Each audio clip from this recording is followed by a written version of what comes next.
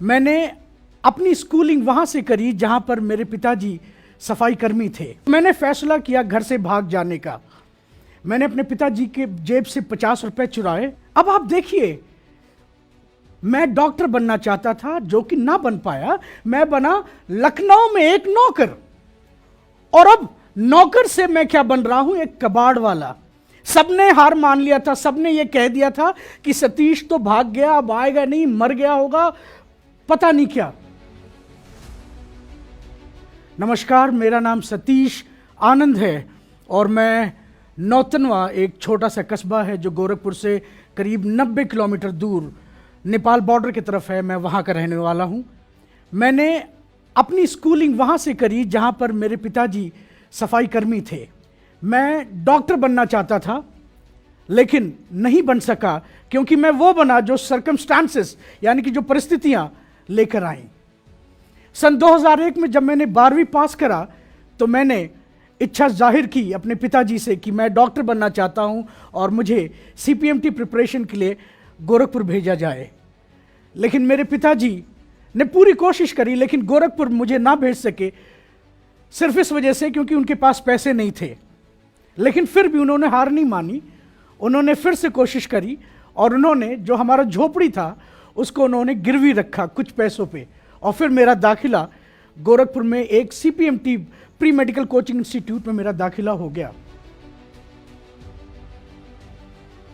मुझे बहुत तकलीफ होती थी इस बात से कि मेरे पिताजी ने किसी भी तरीके से मेहनत करके उन्होंने घर गिरवी रखकर मुझे गोरखपुर भेजा और मैं असफल हो गया और अब मैं कुछ नहीं कर पा रहा हूं।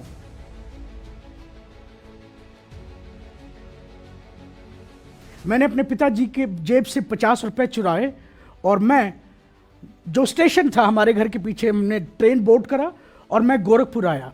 सन 2002 की बात है ये।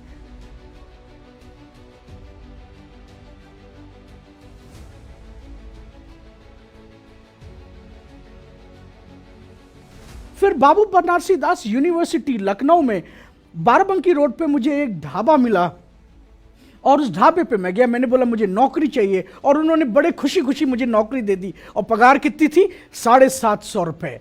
खाना पीना फ्री था। और मैं क्या करता था? झाड़ू लगाता था, पोछा लगाता था, बर्तन धुलता था, सब्जियां काटता था, सब्जियां खरीदने जाता था और सोने का मौका नहीं मिलता था क्योंकि वो हाईवे पे ढाबा था वो, और सोने का बिल्कुल टाइम नहीं मिलता था। लेकिन जब भी मौका मिलता था मैं न्यूज़ चैनल्स देखता था, वो भी कौन से? अंग्रेजी वाले न्यूज़ चैनल्स। तो 22 दिन तक मैंने वहां पर एज ए नौकर मैंने वहां पर काम करा। और इसी 22 दिन के दरमियान 21वें दिन मैं हजरतगंज गया कुछ सामान लेने के लिए, ढाबे का सामान लेने के लिए। और जब हजरतगंज से जब मैं ढाबे का सामान लेकर वापस लौट रहा था तो मैंने देखा एक बंदा जो है कैनोपी लगा के बैठा हुआ है और वो नौकरियां बेच रहा है। मैं उसके पास गया, मैंने बोला कि क्या है भाई साहब? उसने बोला कि नौकरियां हैं। मैंने बोला क्या करना पड़ेगा? उसने कहा बस 500 रुपए दो और नौकरी तुम्हारी लग जाएगी। मैंने कहा ये तो कमाल की बात है, और कितने मिलेंगे? उसने बोला 5000। मैंने उसको 500 रुपए दिए और उसने मेरे को एक पर्ची थमाई और उस पर उसने लिखा यूरेका फॉर्ब्स, 5th फ्लोर, बाबू Khan state, Secunderabad, Andhra Pradesh.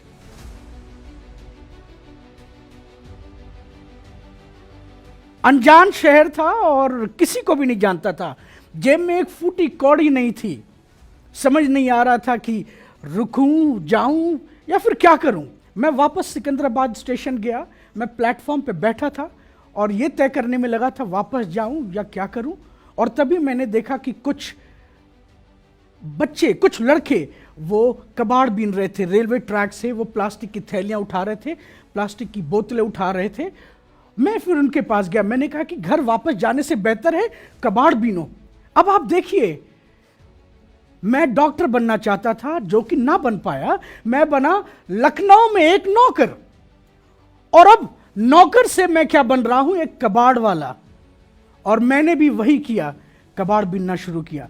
Railway track से नालियों में घुसकर प्लास्टिक की थैलियां उठाता था, प्लास्टिक की बोतलें उठाता था और देर शाम तक जो है राठी फाइल बस स्टॉप के पास सिकंदराबाद में एक कबाड़ वाला था, उसको बेचता था और पैसे मिल जाते थे मुझे 50, कभी कभी 100 रुपये भी मिल जाते थे। और सोता कहाँ था? प्लेटफॉर्म पे सोता था, कभी कभी राठी फाइल बस स्टॉप पे सोता था। और ऐसे मैंने महीनों भर करा।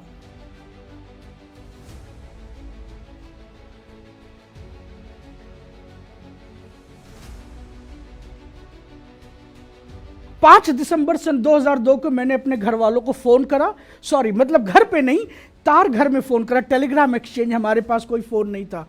और जो टेलीग्राम ऑपरेटर थे उनको तार चाचा बोलते थे। हमने बोला, तार चाचा क्या आप पिताजी को बुलाएंगे? और तभी तार चाचा ने मुझे क्या बताया कि बेटा तेरे घर में तो मातम हो रखा है, क्योंकि 2.5 महीने हो चुके थे मुझे घर से भागे हुए।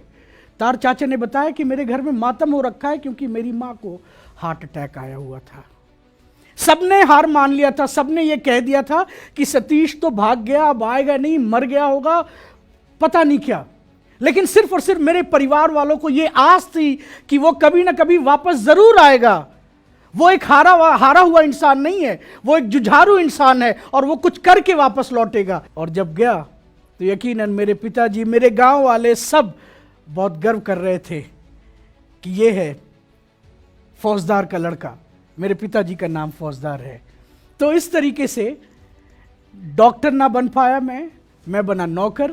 मैं नौकर ना बन पाया, मैं बना कबाड़ वाला। और कबाड़ वाले के बाद मैं बना एक कॉल सेंटर एग्जीक्यूटिव। और इस तरीके से मैंने कॉल सेंटर एग्जीक्यूटिव के बाद मैं बना ट्रेनर, मैं बना सॉफ्ट स्किल्स ट्रेनर, मैं बना बिहेवियरल ट्रेनर और आज इंटरनेशनल ऑथर हूं। और मेरी बुक हिंदुस्तान की बेस्ट सेलिंग बुक में से एक है। याद रखें, जिंदगी बहुत प्यारी है और इसे प्यारा कोई और नहीं, आप खुद बनाएंगे, क्योंकि आप अपने जिंदगी के कहानी के रचयिता हैं। जिंदगी आपको कुछ नहीं देने वाली, जिंदगी को मायना आपको देना है। और आप अपनी जिंदगी को मायना तभी दे पाएंगे जब आप हार नहीं मानेंगे। आप किसी भी विषम परिस्थितियों में हो, कुछ भी हो जाए, आप हार ना माने। और जब आप हार नहीं मानते हैं तो आप एक रियल हीरो बनते हैं।